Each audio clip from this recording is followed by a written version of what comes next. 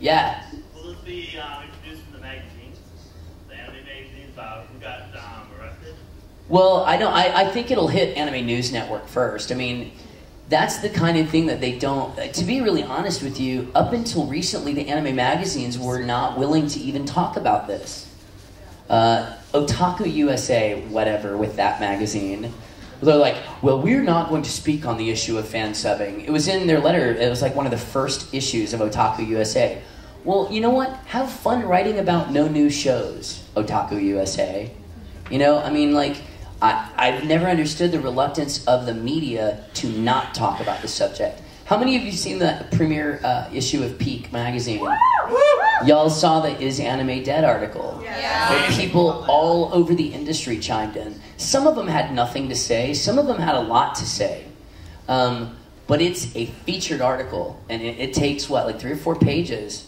And it's right in the center of the magazine. You can't miss it. And I love that they took 2 whole pages just to write the words, is anime dead?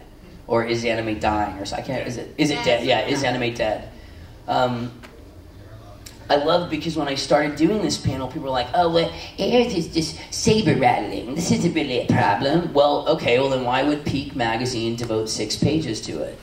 Why would every single forum be ablaze with this as the hot button issue? And what I've tried to do, because of people like the people that don't know they're downloading... Oh, I thought I knocked my coffee over for a second, and that would have been a problem. I've tried to get this information out, but the thing is, I've wanted this to go a step further. I want you guys to go out and talk to people you know that download. It's kind of hard because I saw quite a few hands of people that download anime. So I guess my first point is to win you guys over. But, wow, that person's got a low voice. It sounds like Barry White's next door.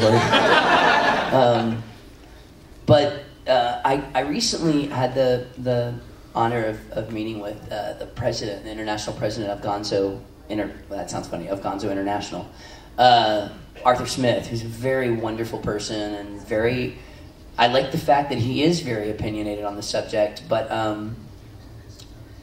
it was kind of interesting that his idea on how to approach this and mine were very similar. He said, you know, Gonzo has always said there are only 2 ways we could approach this problem. Legally, which is always an issue because how are you going to go sue fans, some of whom don't really know that what they're doing is wrong? He said, or the other way is to educate, which is kind of what I thought, only I thought peer pressure. But it really is the same thing. Like, if it's not cool, and that's the problem, it's cool to download anime. Just like in the 80s, it was cool to hate on the dub, you know, and whatever. Like, but as fans, if we really care about anime, then it shouldn't be cool anymore. It should be one of those things that we need to see if there's a way to stop it.